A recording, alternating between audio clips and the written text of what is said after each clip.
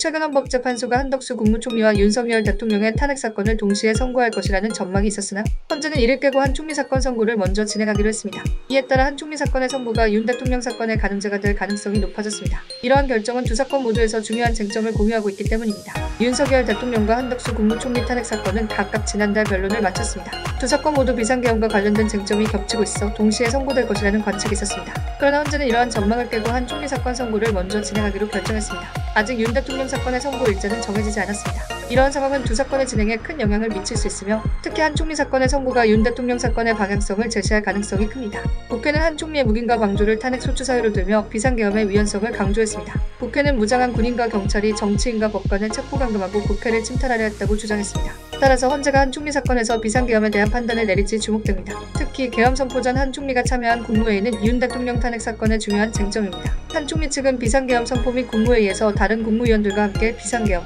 반대 의사를 명확히 표명했다고 주장했습니다. 이러한 주장은 두 사건 모두에서 중요한 역할을 할 것입니다. 계엄 선포 전 국무회의의 규정은 윤 대통령 사건에서도 중요한 쟁점이 될 것입니다. 한 총리와 윤 대통령 모두 비상계엄에 대한 입장을 명확히 해야 할 상황입니다. 국회는 한 총리의 행동이 비상계엄의 위헌성을 드러낸다고 주장하고 있으며 이러한 주장이 어떻게 받아들여질지 주목할 만합니다. 또한 국무회의에서의 의사결정 과정도 중요한 쟁점으로 떠올랐습니다. 한 총리와 윤 대통령의 역할이 어떻게 평가될지에 따라 두 사건의 결과가 달라질 수 있습니다. 그러나 변수도 존재합니다. 한 총리 측은 지난해 국회 탄핵안 의결 당시 대통령 권한 대행이었던 만큼 가중된 의결 정족수가 적용됐어야 한다고 주장하며 탄핵 각하를 요구했습니다. 만약 헌재가 이 주장을 받아들인다면 쟁점들에 대한 판단을 내놓지 않을 가능성도 있습니다. 이는 두 사건의 진행에 큰 영향을 미칠 수 있습니다. 특히 정족수 문제는 헌법적 절차에 대한 해석 차이로 인해 논란이 될 수 있으며 이는 두 사건의 결과에 직접적인 영향을 미칠 것입니다. 결국 한덕수 국무총리 사건의 선고는 이후 윤석열 대통령 사건의 선고에 중요한 영향을 미칠 것입니다. 비상계엄과 관련된 쟁점들에 대한 헌재의 판단은 두 사건 모두에서 중요한 역할을 할 것입니다. 앞으로의 상황이 어떻게 전개될지 주목할 만한 시점입니다.